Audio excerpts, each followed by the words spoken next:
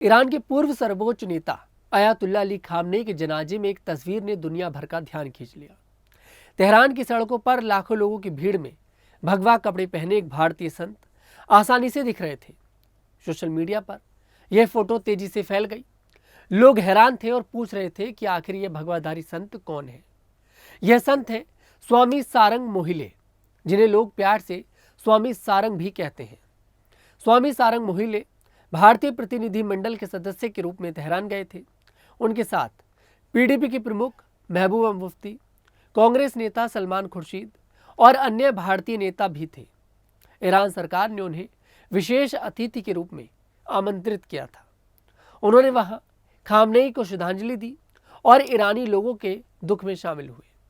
स्वामी सारंग मोहिले का जन्म 7 मई 1973 को उत्तर प्रदेश के सिद्धार्थनगर जिले से जुड़े एक ब्राह्मण परिवार में हुआ था। कुछ जानकारी के अनुसार उनका परिवार प्रयागराज से भी जुड़ा है। उन्होंने छोटी उम्र से ही अलग अलग धर्मों की किताबें पढ़ना शुरू कर दिया था। प्रारंभिक शिक्षा सिद्धार्थनगर में पूरी की। आगे की पढ़ाई के लिए वे राजस्थान गए और फिर IIM अहमदाबाद से ग्रेजुएशन किया। पढ़ाई पूरी करने के बाद वे लखनऊ चले गए और पिछले कई सालों से वहीं रह रहे हैं। स्वामी सारंग मोहिले सामाजिक आध्यात्मिक विचारक, प्रेरक वक्ता और शांति कार्यकर्ता हैं। वे स्वामी सारंग ग्लोबल पीस फाउंडेशन के संस्थापक हैं। यह संस्था विश्व शांति, मानवता, अलग अलग धर्मों के बीच समझ और सद्भाव पर काम करती है।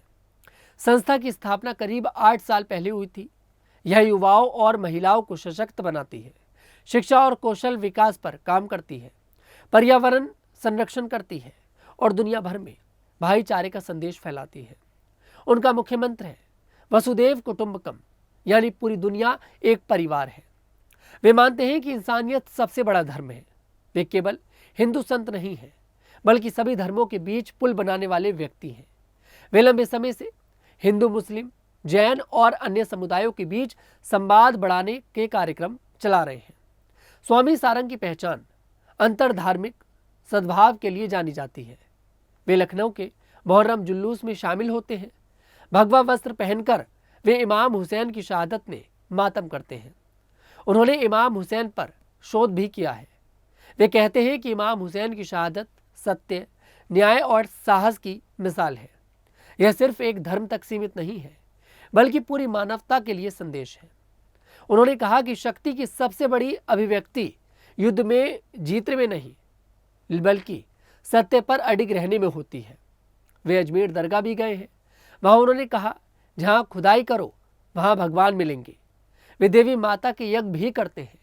कैथोलिक और प्रोटेस्टेंट समुदाय के साथ मिलकर काम करते हैं। उनकी यात्राएं कोरिया जैसे देशों तक पहुंची हैं। वे आतंकवाद का विरोध करते हैं और कहते हैं कि जो जुल्म करता है वह यजीद जैसा है, चाहे वह किसी भी धर्म का हो। तेहरान जाने से पहले स्वामी सारंग ने सोशल मीडिया पर 2 भावुक संदेश लिखे। पहले संदेश में उन्होंने कहा कि ईरान का निमंत्रण उनके लिए व्यक्तिगत सम्मान नहीं है, यह भारत की सनातन परंपरा का सम्मान है, जो संवाद, सह अस्तित्व और मानवता को सबसे ऊपर रखती है। वे भारत और ईरान जैसी 2 पुरानी सभ्यताओं के बीच शांति और सद्भाव का छोटा सा पुल बनना चाहते हैं। दूसरे संदेश में उन्होंने लिखा कि कुछ विदाइयां सिर्फ एक व्यक्ति की नहीं होती, वे एक युग की चुप्पी बन जाती हैं। मैं तेहरान श्रद्धांजलि देने नहीं, बल्कि उस मौन को प्रणाम करने जा रहा हूं, जहां एक महान आत्मा की याद आज भी जिंदा है। तेहरान पहुंचकर उन्होंने भारतीय टीम के साथ खामनेई को श्रद्धांजलि अर्पित की और ईरानी जनता के दर्द को साझा किया। स्वामी सारंग मोहिले कहते हैं कि दुनिया में संघर्ष और युद्ध की स्थिति है। ऐसे समय में केवल मानवता ही सब समस्याओं का हल है। वे अनुभव और विश्वास पर जोर देते हैं। सभी बड़े धर्मों ने अनुभवों से विश्वास की प्रणाली बनाई है।